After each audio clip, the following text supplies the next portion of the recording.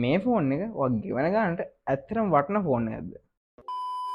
ඔයත් 2026 අවුරුද්දේ අලුතෙන් iPhone එක shift වෙන්න ඉන්න කෙනෙක්ද? ඉතින් ඔයාට යන්න පුළුවන් හොඳම option එක මෙන්න මේ iPhone 13 Pro එකද. එහෙම නැත්නම් මේකද තියෙන ජරාම option එක. අපි සම්පූර්ණ විස්තරය බලමු මෙන්න මේ වීඩියෝ එකේ. ඉතින් ඔයා තාමත් අපේ channel එක subscribe නොකරන වීඩියෝ බලන්නේ අල්ලගෙන subscribe button එක press කරලා bell icon එක ඕදාලා අපිත් එක දිගටම එකතු වෙලා ඉන්න. වැඩි එක තනකොට අපි යමු වීඩියෝ එකට.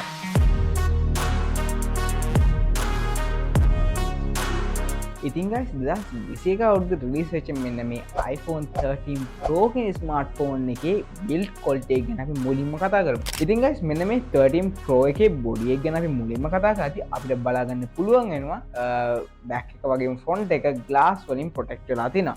ඒත් එක්කම මේක ස්ටීල් ෆ්‍රේම් එකක් අපිට බලා ගන්න පුළුවන් වෙනවා.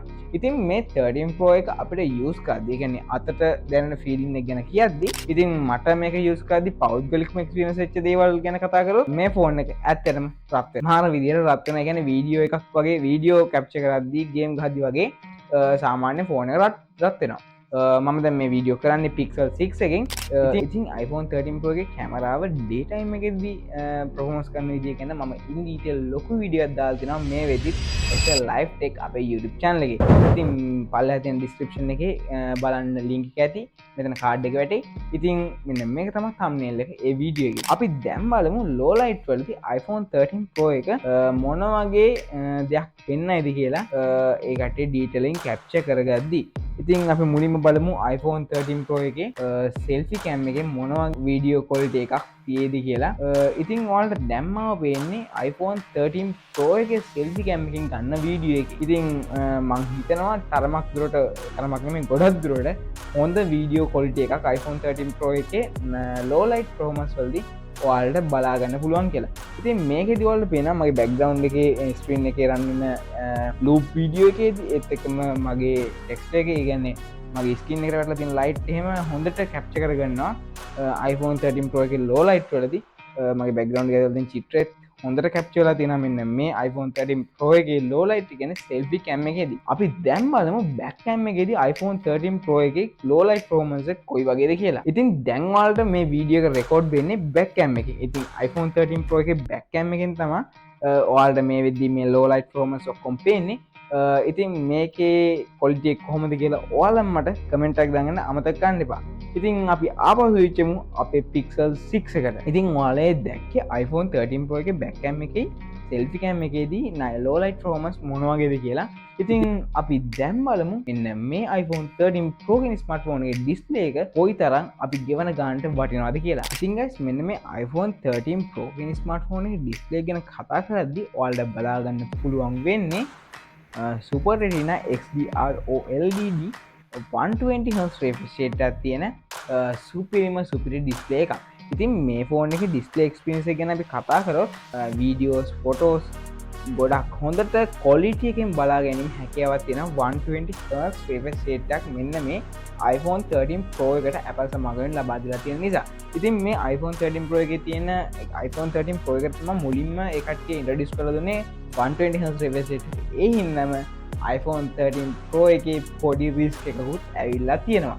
ඉතින් අපි ඒක ගැන කතා කරන්නම ඕනේ. ඒ කියන්නේ iPhone 13 Pro එක ගන්න කෙනෙක් නම් අනිවාර්යයෙන් මේක දැනගෙන ඉන්නම ඕන දෙයක්. ඉතින් ඔයා use කරද්දී iPhone 13 Pro එක green line issue එක නම් ගොඩක් බලාපොරොත්තු වෙන්න ඕන තත්ත්වයක්. ඉතින් iPhone 13 Pro එකට green line issue වෙන්න ගොඩක් කාරණා බලපානවා. ඒකට දැන් නම් ගොඩක් දුරට iPhone ලා Apple සමාගමෙන් ඒක ෆික්ස් වෙලා තියෙනවා අප්ඩේට් උත් එක්ක. ඉතින් ඔයාලා අප්ඩේට්ස් දෙදි තමයි ගොඩක් දුරට green line issue එක ගොඩක් කට්ටියට මේ වෙද්දි ඇවිල්ලා තියෙන්නේ. ඉතින් මං හිතනවා ඒකට ගොඩක් කට්ටිය දැනගෙන ගන්න ඕන දෙයක් කියලා iPhone 13 Pro එකක් ඔයා ගන්නවා නම් ෆෝන් එකේ ඩිස්ප්ලේ ගැන තවත් කතා කරද්දී මේ iPhone 13 Pro එකේදී HDR10 පහසුකම ඔයාලට මේ ඩිස්ප්ලේ එකෙන් එක්ස්පීරියන්ස් කරගැනීමේ හැකියාවක් තියෙනවා. ඉතින් මේ iPhone 13 Pro කියන ස්මාර්ට්ෆෝන් එකේ ඩිස්ප්ලේ සයිස් එක ගැන කතා කරොත් 6.1 inch සයිස් එකක් තමයි ඔයාලට මේකේ එක්ස්පීරියන්ස් කරන්න වෙන්නේ. ඒත් එක්කම 460ක PPI density එකක් ඔයාලට මෙන්න මේ iPhone 13 Pro එකේ display එකකින් experience කරගන්න පුළුවන්. ඉතින් අපි දැන් body එකයි build quality එකයි display එක ගැන ගොඩක් දේවල් කතා කරන්නේ. කැමරා එකක් ගැනත් කතා කරා. ඉතින් මම කලින් කිව්වා වගේ මේ ෆෝන් එක රප් වෙන එකනොත් green line issue එකට පොඩි බලපෑමක් තියෙනවා.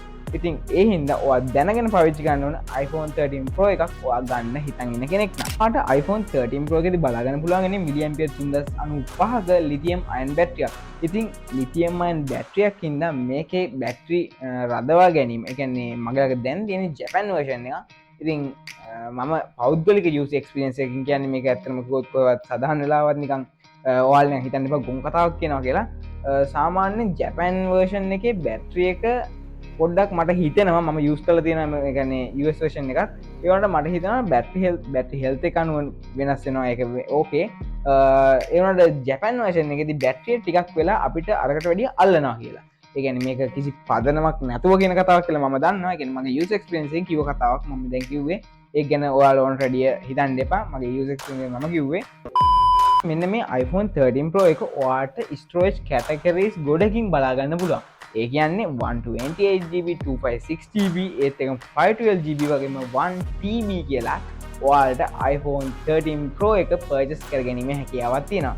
ඉතින් මේ ඔක්කොමත් එක්කම හම්බෙන්නේ ඔයාලට 6GB RAM එකක්. ඉතින් ඇත්තම කිව්වොත් iPhone එක Pixel phone එකක් වගේ දෙයක් ගත්තා නම් RAM බලන්න නැතිම තරම්. මොකද RAM එකකින් අපිට performance මේකේ limit වෙන්නේ නැහැ. මෙන්න මේ iPhone 13 Pro ගැන අපි ගොඩක් දේවල් කතා කරා. ඉතින් මේ phone එකේ camera setup එක ගැන කතා කරොත් ඔයාලට iPhone ලගේ Pro version එකකට දෙන normal camera setup එකම මෙන්න මේ 13 Pro phone එකෙත් ඔයාලට බලා ගන්න පුළුවන්.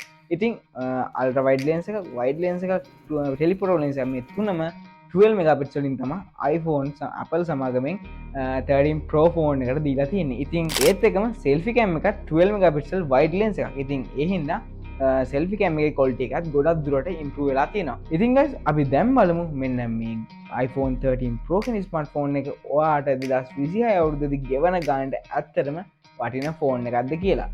ඉතින් මේ phone එකේ අපි කතා කරපු ගොඩක් දේවල්. ඒ කියන්නේ build quality එක, display experience එක, බැට්‍රිය එක ඒ වගේ පැතිවලින් ගොඩක් දේවල් වලින් iPhone 13 Pro එක recommend කරන්න පුළුවන් phone එකක්. user experience එක ගැන කතා කරත් ගොඩක් හොඳට තැනකට ගිහින් comfortably පාවිච්චි කරන්න පුළුවන් heavy use එක කරන්න පුළුවන් හොඳ phone එකක් කියලා මට බය නැතුව කියන්න පුළුවන්.